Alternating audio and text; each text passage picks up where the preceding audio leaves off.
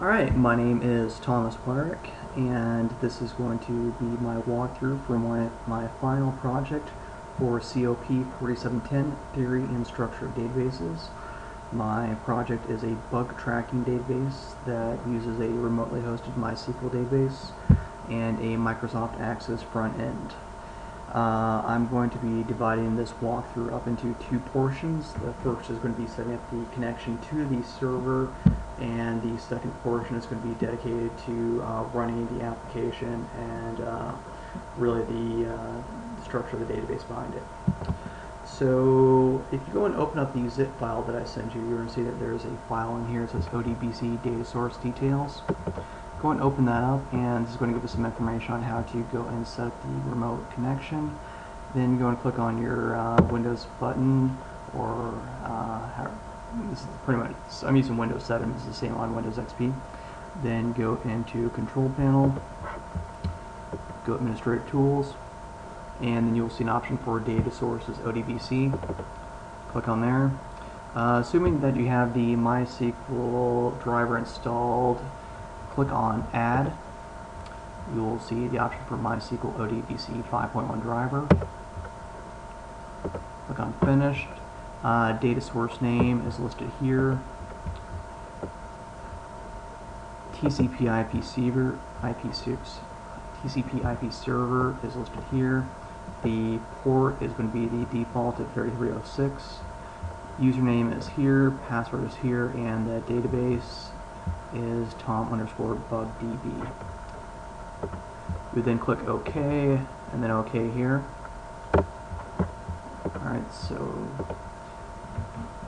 now if you go and look in the same zip file, you will see there is a Microsoft Access file. It says bug_db. Go and open this up. Alright, and I've already associated the external data source, but if you would need to, on external data, you'll see an option here is this ODBC database. And then select the option for link the data source by creating a linked table. Select the machine data source, then select the database source that we created, which is aim2colo. Click OK, and then it will walk you through a process of associating the tables, associate all the tables.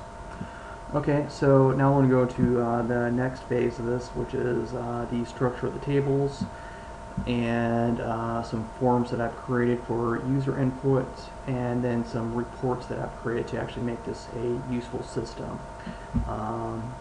Okay, so as far as the tables go, main tables, table bug, creates the holds the bug entries. Table department members as an association table between table department and table user. Table position holds all positions for users. Table project holds all projects in here. Notice that we do currently we do produce Facebook. And table project page list pages within each project. For instance, you might have a login page on both your CRM and your ERP system. You would want to keep those separated.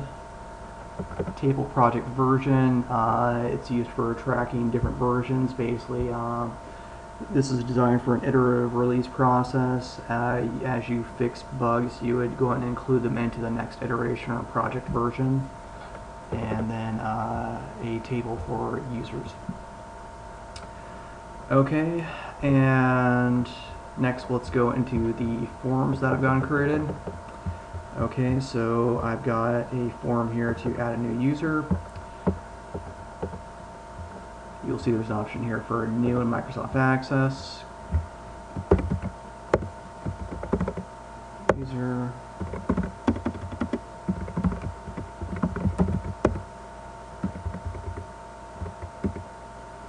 And then I'm just creating a baloney user in here. And the position does go and pull off of the position table. Runs a query for that. It says project manager.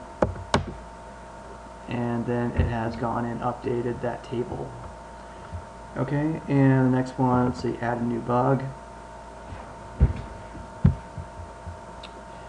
All these drop downs are dynamically populated. Bug creator, the person who's actually logging this and identifying the issue. Bug owner, it's not that uncommon that you would associate it to possibly who actually ever wrote the page previously. Page affected, it goes and lists all of your current projects and the pages associated to them. Priority of the issue, creation date, and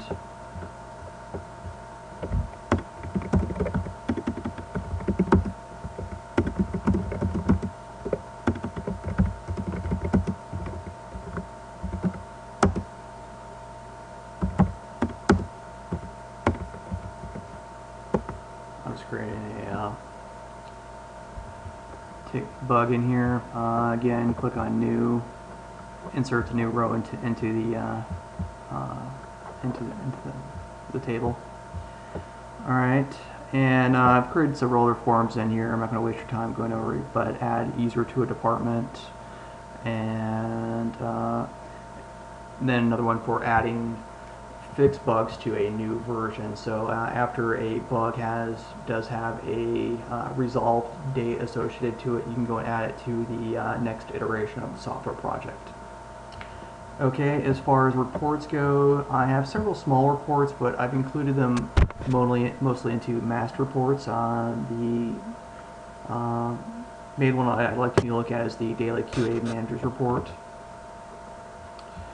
Alright, and this report does have 5 sub-reports on it. Bugs 0 to 3 days old, bugs 4 to 7, and bugs over 7 days old. Basically, it's just giving you something along the lines of priority by date. Average bug time by department. It shows each department and how many days on average it takes to close an issue. And then the top 10 bugs by priority. Beyond that, I've also added a all open bugs detail report. This gives whoever is looking at the database an option to basically create their custom report ad hoc. Since this is Access, you can put this filters on pretty much any of these columns. So you would just hit this, go to filter, and then select whatever the filter criterion is. And this page, the view given by this page by default, gives you a fairly detailed report of everything that's going on with all of your bugs. So this is basically what I've got here, and I put a lot of work into it, and I've had a fun time with this class. Thank you very much.